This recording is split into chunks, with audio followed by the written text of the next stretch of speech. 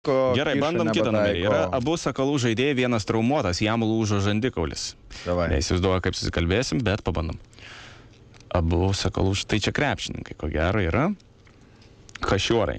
Koks tu sumanus, Jonai? Taip. O čia ta fulė, kur reikia... Su kamuolį bėgiot. A, ne? Mušinėt. Klausau. Alio, labas.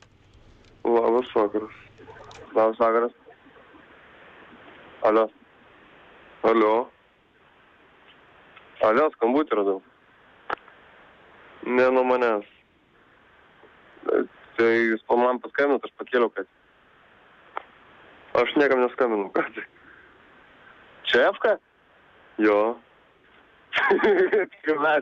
Čia Damras. Ką čia man skambiniu, ble?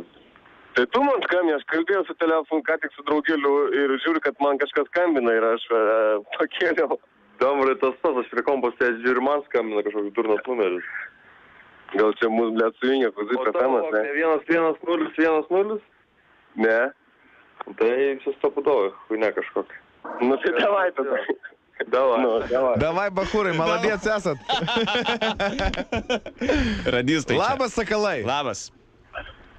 Sveiki. Labas. Radistai Jonas ir Rolandas. Mes bandėme sujungti, bet jūs išrišot labai greitai. Greitai čia. Time to fight! Kurią? Foną? Šitą? Jo. Kad patikėtume. Galės tau ir įrašą padovanoti. Kaip žandikaulis atsigavo kažkam čia? Girdėjom lūžo. Ne, normaliai.